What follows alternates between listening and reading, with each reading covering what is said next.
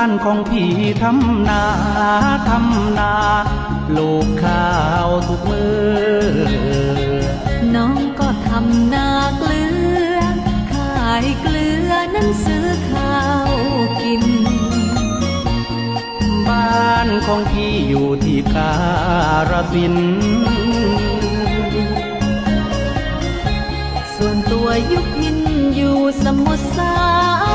ครที่มาเจอคนงามมาเที่ยวดาวคะนอง